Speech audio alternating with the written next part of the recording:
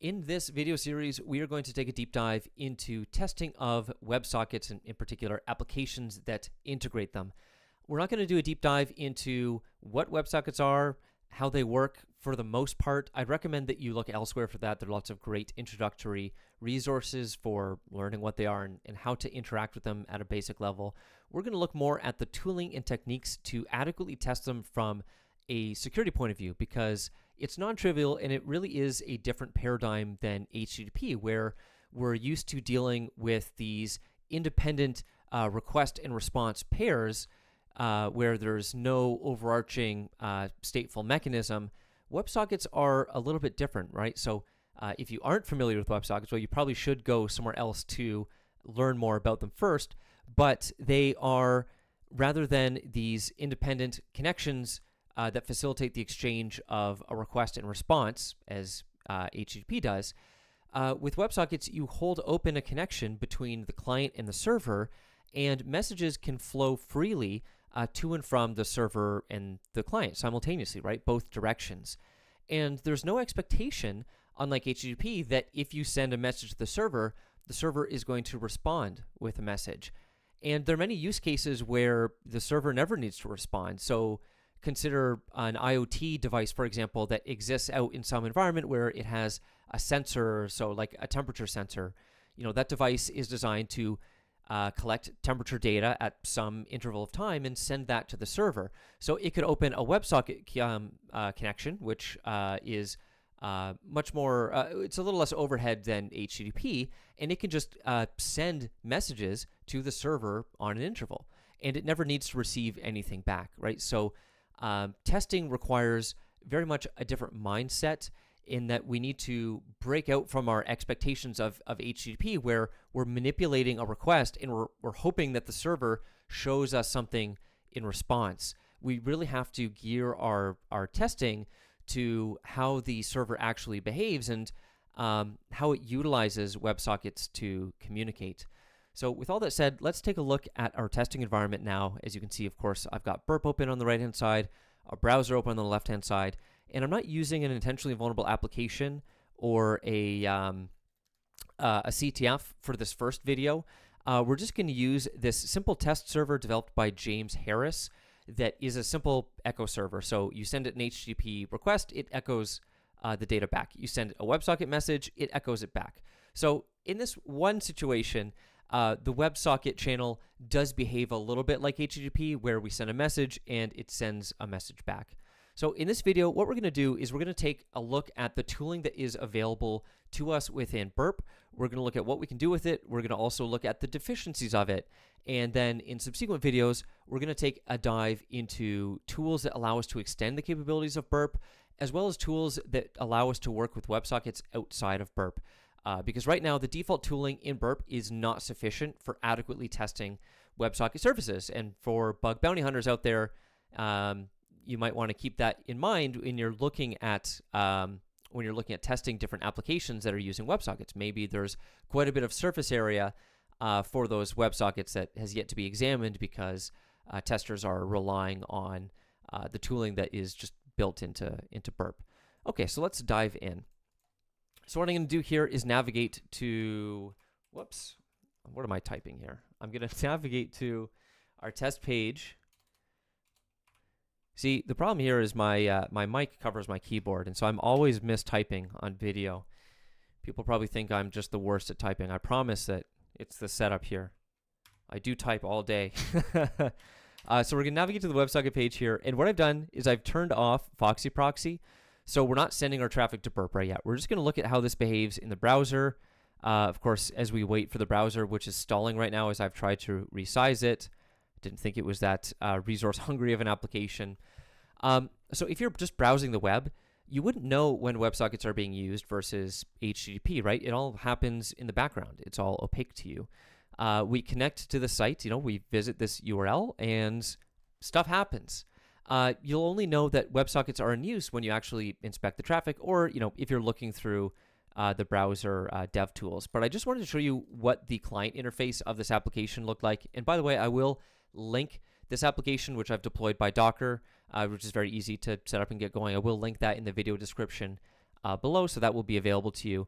But the way that this client here works is, we open this page, it creates a WebSocket connection, so there is kind of a handshake that takes place that we will examine briefly. And then it just, on an interval, keeps sending messages to the WebSocket server, and it's an echo server, so it's sending us messages back, right? And you can see it's just incrementing a number here. And it also gives us this nice little interface so that we can pause the messaging. We could send like a custom message like testing, and you'll see, this is telling us that it sent it. This is telling us that, the server has received it and it's sending it back. So that's how this particular server behaves. But again, remember, not all WebSocket services are going to behave like that, where it's going to give you a clear confirmation both of how it's handling the data and that it has actually received your data. So a lot of the time you're working, you're probably going to be looking for out-of-band type vulnerabilities. Not all the case, but it's probably more common of a testing scenario than when you're working with HTTP, and there's a little bit more to deduce from the application's responses in terms of how it's behaving. Okay, so all that said, let's now prepare Burp for looking at WebSockets. So the first thing you want to make sure is that you set up your proxy to actually intercept WebSocket messages. So you'll see that there's this little WebSocket interception rules section here. And I've just turned on, intercept client to server, intercept server to client.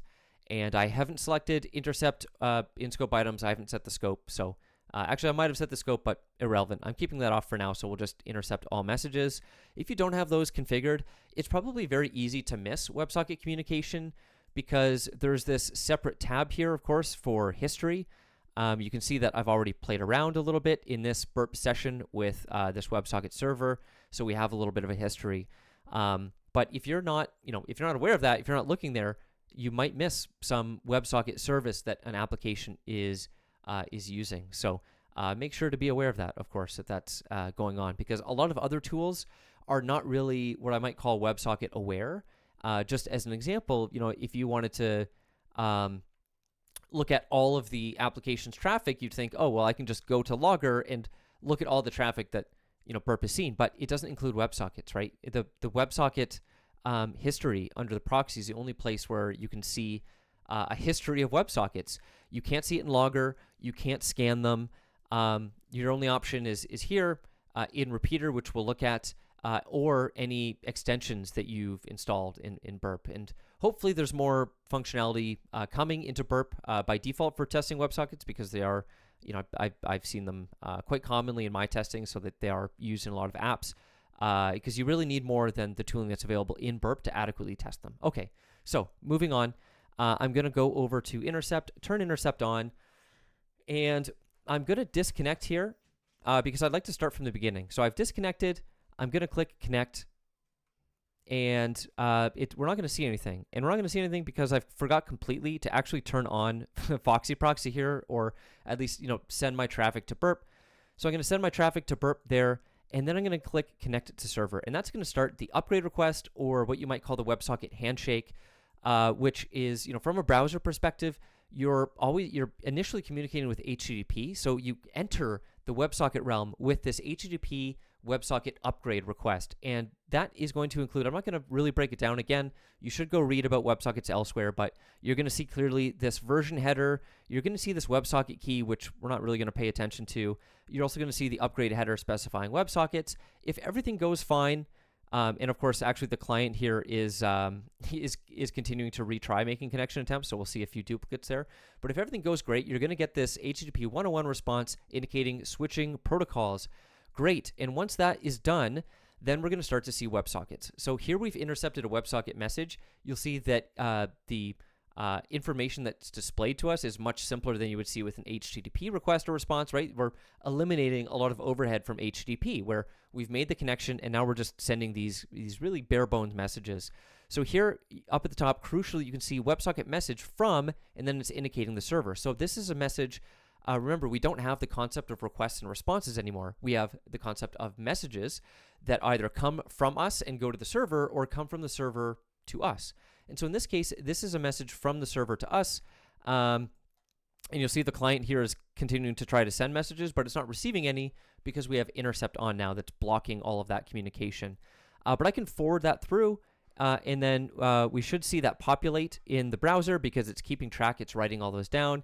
And now we see all of these other messages to the server and messages from the server. And if I just click through, you can see them start to populate in the client. As simple as that. What we want to do here is first start to manipulate our WebSocket messages. So in order to do that, we're going to, I'll take a message to the server. We'll start with that, and we'll send that to repeater. So obviously right-click and send to repeater. And then I'm going to turn off intercept. And we'll go look at the repeater tab, what's going on. So one thing, well, first of all, if you haven't seen this before, obviously it looks very different than if you've captured an HTTP request and sent it to repeater. It looks very, very different. So let's talk about the components here. So on the left-hand side here, this is our message editor where we can edit our message quite simply. And one thing to note is that your capabilities here, especially if you've done a lot of more advanced testing, your capabilities here are very, very limited compared to what you could potentially do in repeater. Just as one example, a tool that I use commonly when I run into weird scenarios is Hackverter, right? Where you use tags to essentially programmatically manipulate some of the content of your HTTP request. You can't use that tool here. You can't use a lot of tools here. There's going to need to be custom additional tooling developed for those types of capabilities, or maybe those tools will support them in the future now that the Burp Montoya API supports WebSockets more broadly. So right now we really just have this raw message that we can manipulate, and we'll ignore everything else here. Obviously we can send our messages. Actually, we will look at this real quick. So importantly, we can send messages in both directions because we have two applications. We have two endpoints of this connection that are handling messages. We have our server and we have our client, which is our browser. So I can actually send messages to the client to see how the browser behaves that don't actually go to the server, right? I can just send testing, and you'll see that the browser is receiving those, but none of those went to the server. If you look in the top right-hand window pane here, we have our history, which I always like to, well, not always, but most often I like to have the most recent messages towards the top. I just find it's easier to look at, so I usually sort by time there. I think everything here should be clear, but I do want to point out the WebSocket ID here. So Burp keeps internal identifiers itself that keeps track of WebSocket connections. It starts those from 1 and numbers them sequentially. So if I look at my WebSocket history here, and I scroll down to the bottom, you'll see that we started the first WebSocket connection with a WebSocket ID of 1, and then it increments all the way up to whatever 17 now.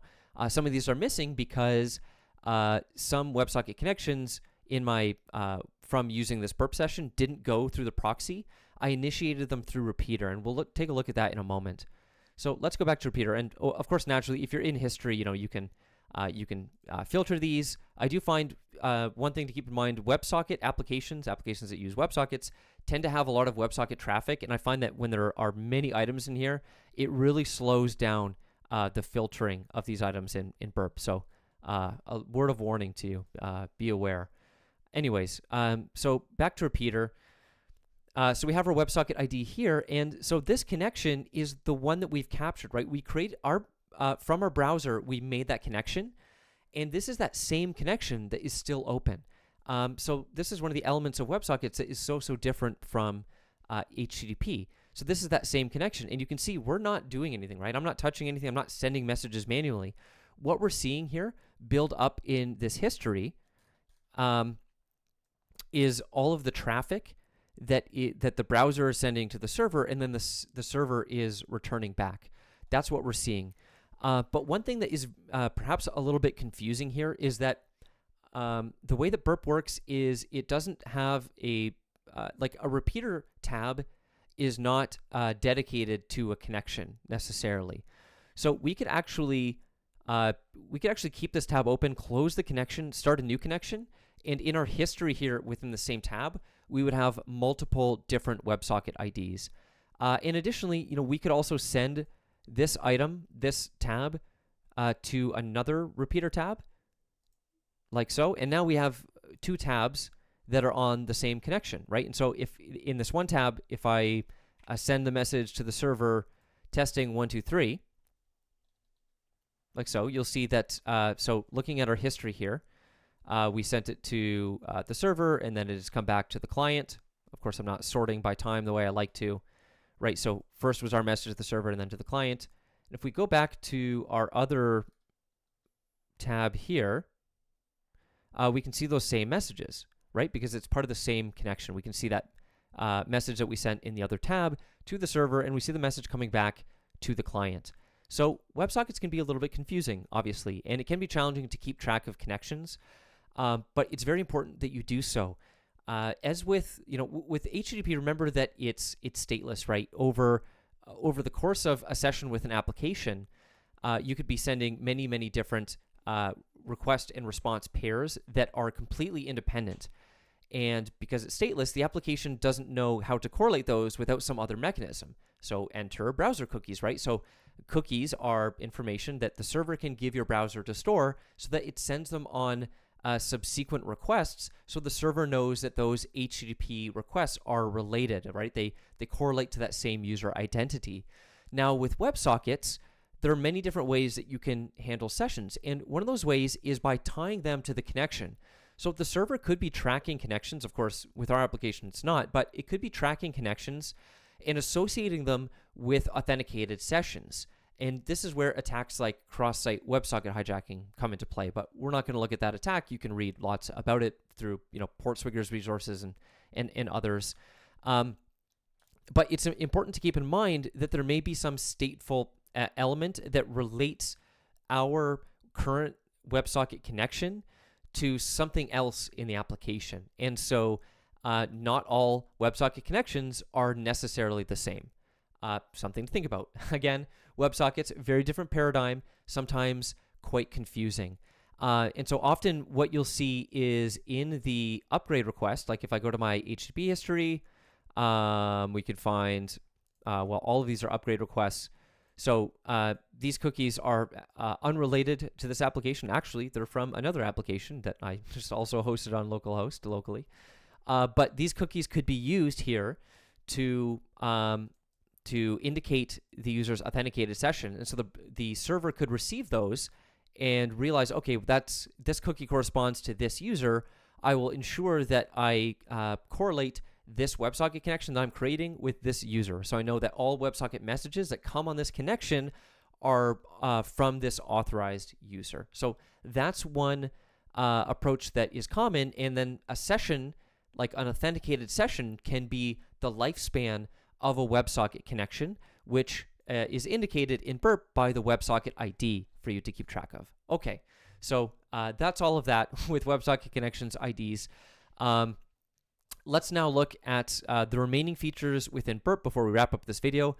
So in the bottom right-hand side here, we have just our message viewer, so you can click on any of the messages in the history, and it'll show you the contents. Of course, we also get a message. We also have a message column under history. So when the messages are short like this, we don't really need this. So I, probably if I was testing, I would just, move that out of the way.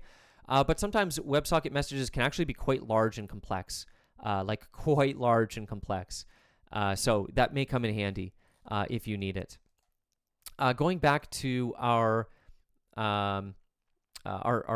the ways that we can manage our WebSocket connection here.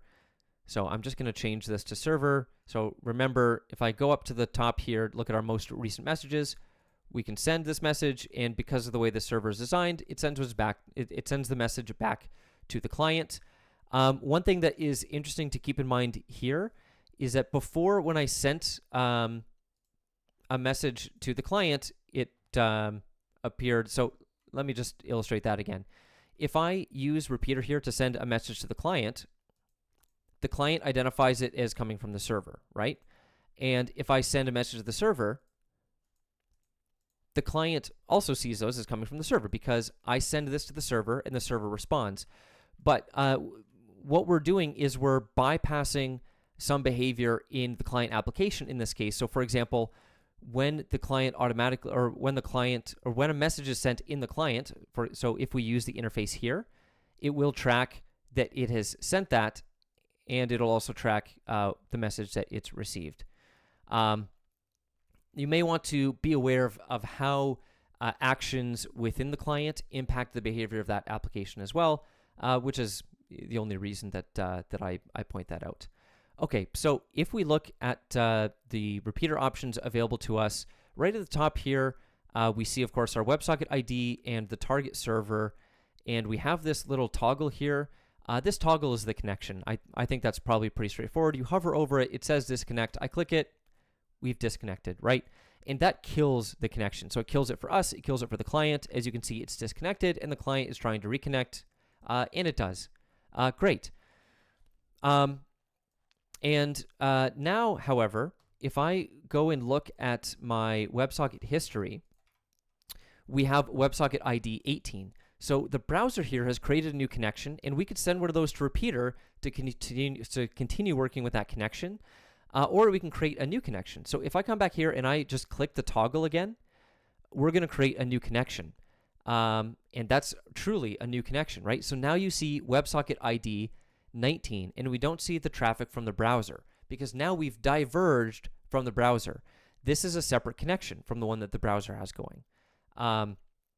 And so we're not seeing that traffic. We can see the browser's traffic in our history, of course, because it's being proxied through Burp.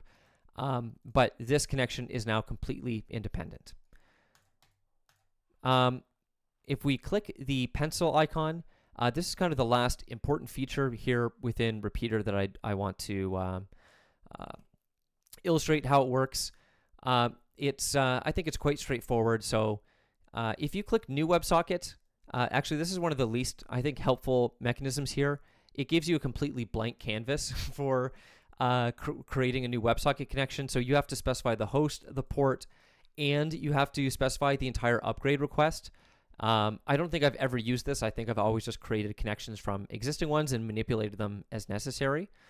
If you click attach, we can attach it to an existing connection. So let's go for connection 18, for example. So I've attached that now to connection 18, and now we're back on track with the browser. So that's kind of a handy feature if that's something that you need to do.